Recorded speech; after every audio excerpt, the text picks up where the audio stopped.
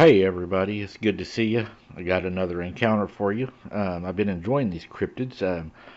Looking at going to some places also, and I'm working on another missing persons case I'm going to try to get out pretty soon. I think it's going to be a sad one, but unfortunately it's the reality that's happening right now. It seems like around the world these cryptids it seems like maybe have stepped up a little bit in their aggression. Not real sure yet, still looking into some things, but I believe it's a good possibility. Let's get into this one tonight, guys. I appreciate each and every one of you watching. If you have not subscribed, I would like to personally invite you to become part of the Abnormal family. We are growing right now very fast, and I'd like to invite you to come and be part of the family. And we have a really good group of people that chat on Facebook. If you're not joined our Facebook, I would like to personally welcome you to join our Facebook if you're on Facebook for chat after hours and stuff after the videos. So let's get to this encounter. My family used to live in an old trailer out in the woods in southern Missouri. We never had much money, but we did the best we could. Honestly, though, I hated living out there. The place was run down before we even got it. Trash in the yard that wasn't ours, mostly, and leaky pipes that ended up rotting, and a few spots in the walls, and just, things that were out of place. It always smelled of mildew, and the nearest neighbor was about 3 miles down the road. So I guess only good part about the place was how quiet it was. Don't get me wrong, I am very grateful to my parents. They did the very best they could with the money they had. They did the very best, always for us. Even after the struggling finances and shoddy living situation, my family had the most miserable time at that trailer. And I believe it was because of the Goatman. Now hear me out.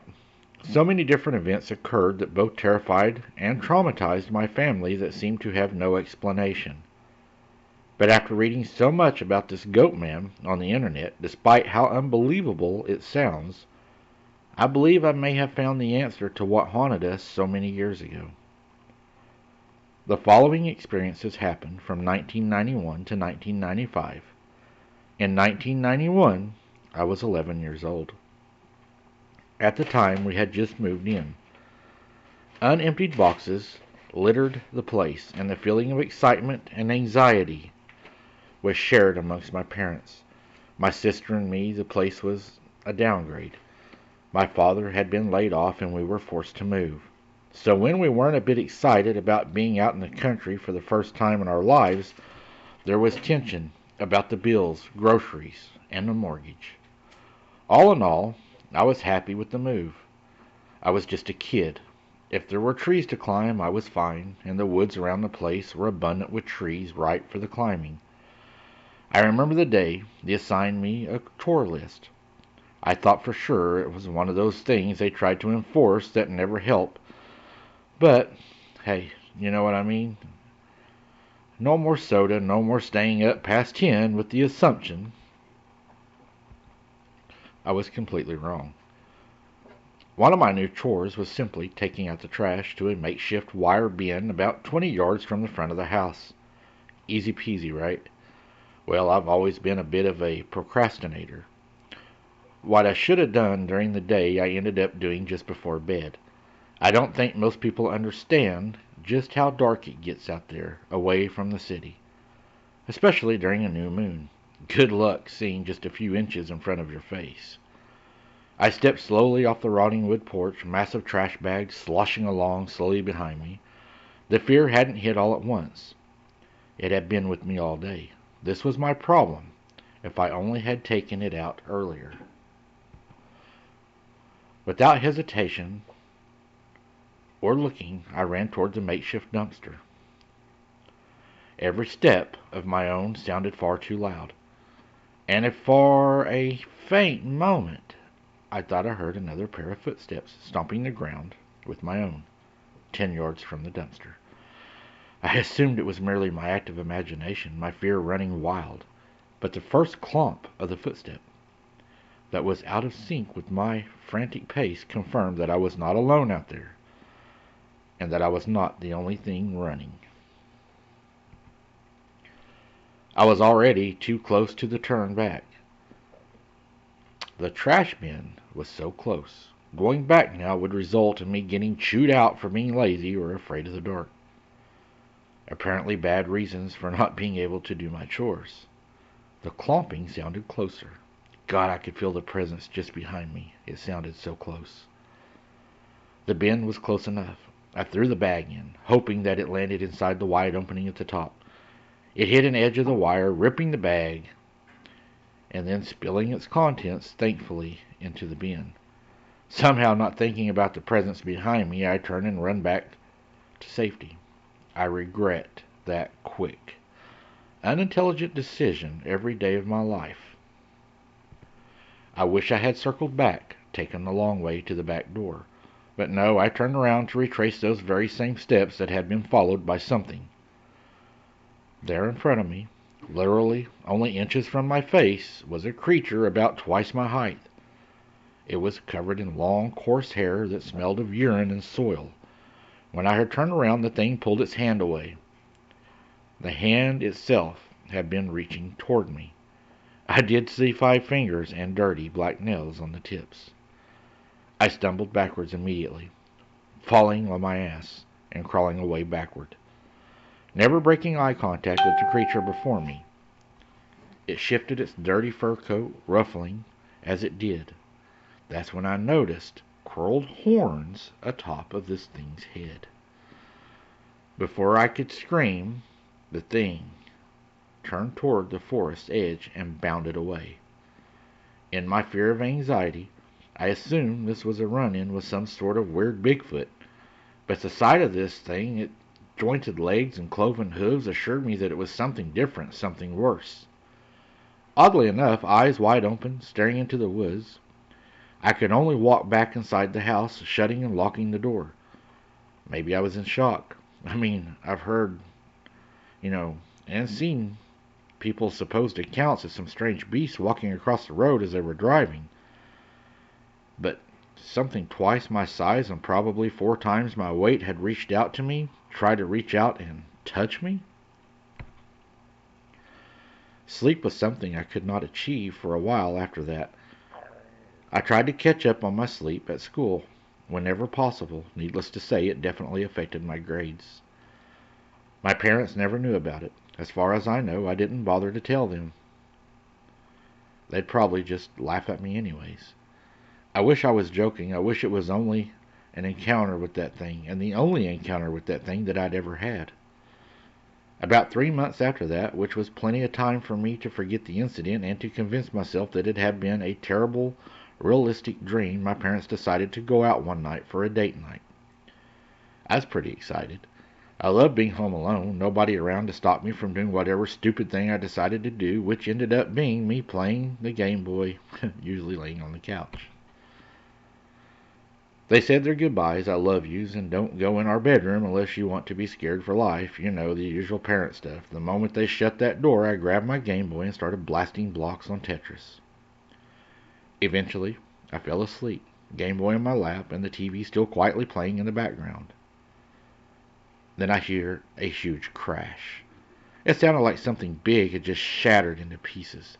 I jumped up, hazy and half asleep. It was silent. I couldn't believe it. And then a loud thud. At first, I thought it was just what I just heard. I've never heard it, but that shattering noise. I sat there, motionless, staring into the hallway, just beyond the open kitchen. I stayed quiet for several moments later. After a while, I decided that it was nothing and started to close my eyes. I jumped up the moment I heard my parents' bedroom door opening. The door itself was beyond the hallway, which is behind another door. So I knew something was coming. I just couldn't see them. Not until that hallway door opened. I knew better than to wait for that to happen. Whatever it was came quickly. I didn't have time to think. I ran to the sink, opened the cabinet below it, and I hid. Yes, like a coward, I hid. I barely fit, but luckily I was able to shut the doors to see the intruder. I left a crack in the cabinet doors. Not too much, though, that it looked obvious that someone was in there. I heard the hallway door open. My heart ached with every beat. Never before have I felt so terrified. Someone was in the house with me. Some burglar or thief had broken in through the large window in my parents' room.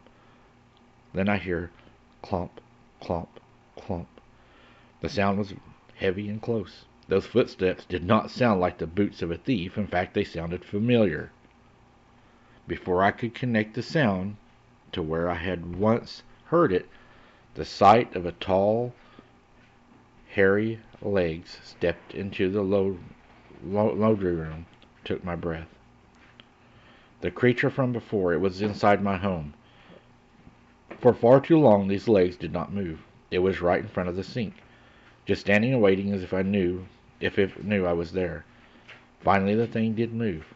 It stepped heavily toward the living room where only seconds ago I had been asleep. I tried not to think about what might have happened had I been still asleep there. I could hear it breathing, sniffing the air. How could it not know I was there? Surely it could smell me. It just kept sniffing and walking around the living room. Now I could only listen. My vision was exclusive to the kitchen directly ahead. All I could see or make out were a few legs when it was in the kitchen. The feeling of hearing and not seeing was torture. The steps were coming again, loud, calm, everything. I wasn't sure what to do. It took every ounce of my strength just to hold back from screaming. For another treacherous moment those demonic legs stood in front of me. This time, though, they stepped away quickly. Soon those heavy steps faded away. I had no idea if that thing was out of the house, but I had to do something. I crawled out from under the sink and raced toward the hallway. I reached to close the door, and the moment I did, that thing's face, horns, and all emerged from the darkness of the room across the way. Slamming the door shut, I grabbed the kitchen chair next to me and I lodged it under the doorknob. It didn't hold the way they do in the movies. The moment that creature hit the door from the other side, the chair slid forward until friction finally worked its magic. Through the small gap in the partially open door, I could see nothing but the darkness of my parents' open bedroom door. Suddenly all was calm, quiet. Yet I was more scared than before. I was crying.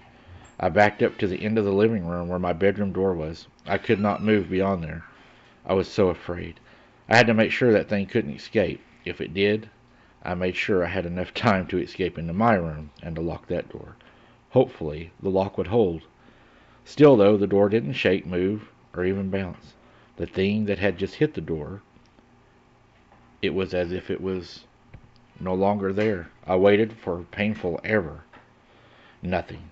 I slid down the floor. Weak and sore from the adrenaline, I forced myself not to blink. I stared at the door. Daniel, my mother's voice rang softly from the hallway. My back grew rigid. My mouth hung agape. Daniel, come here. Open this door, please. That was when my mother was standing there. I couldn't believe it had been my mother. Had my parents returned home and crawled through the broken window into their room? It didn't make any sense. Maybe I was going crazy. The voice grew louder and louder, becoming low, rumbling, shout rather than a sweet, melodic voice of my mother. Daniel!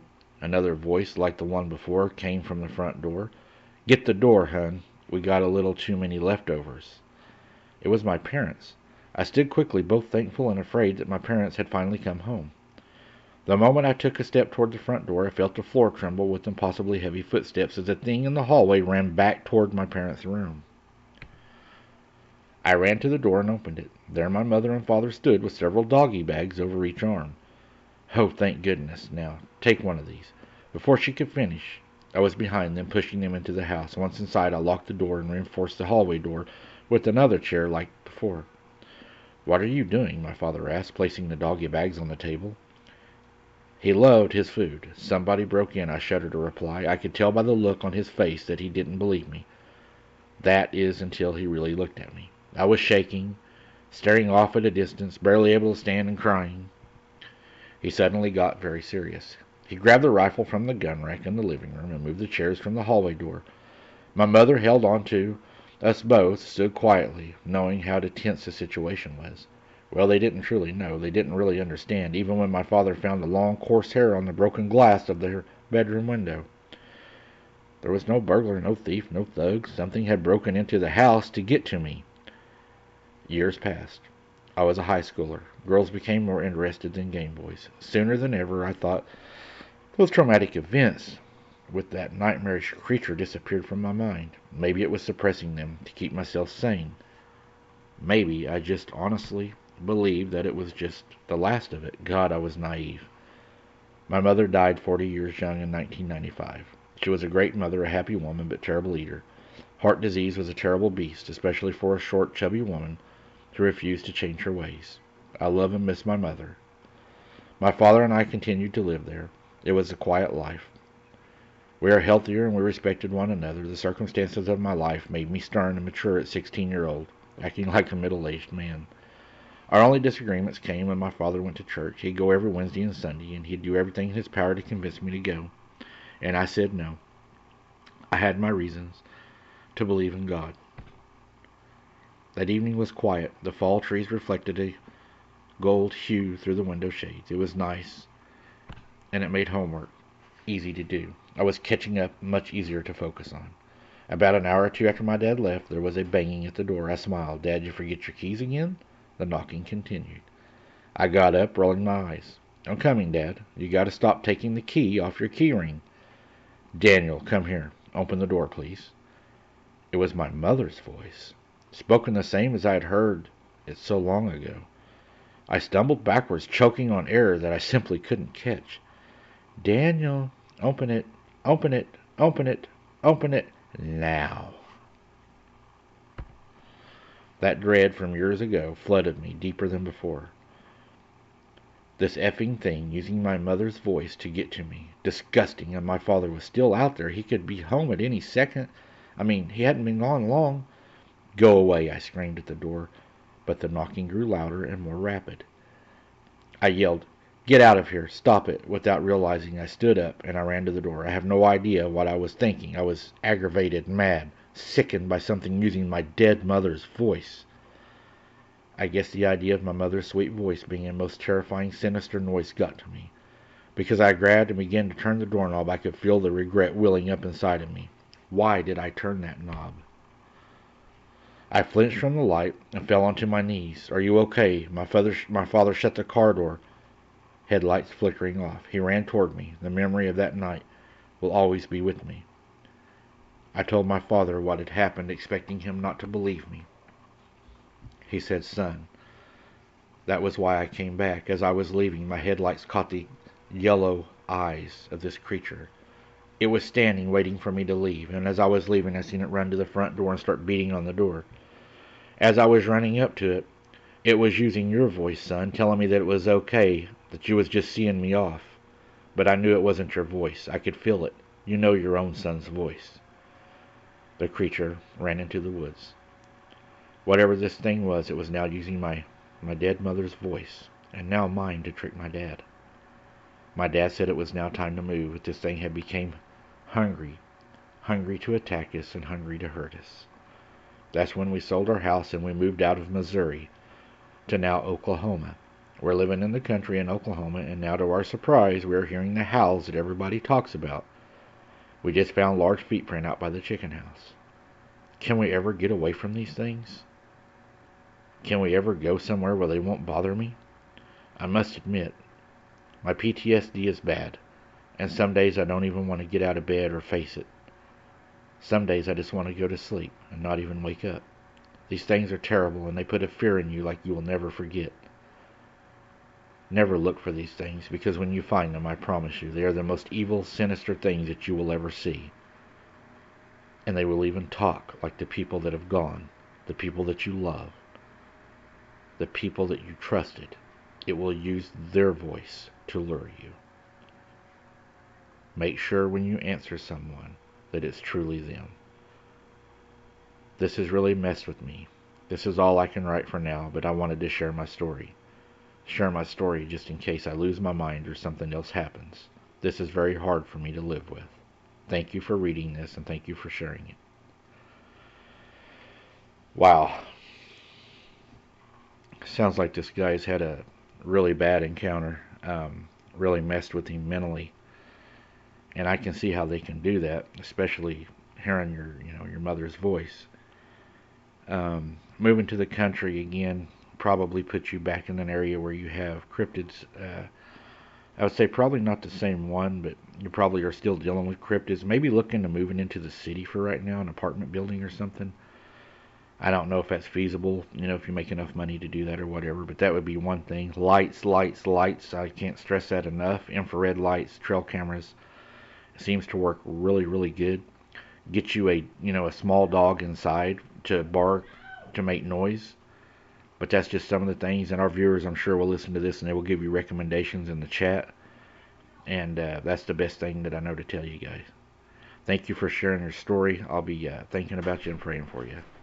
Until next time, guys, keep your head on a swivel and don't be something Skinner. Thanks for listening.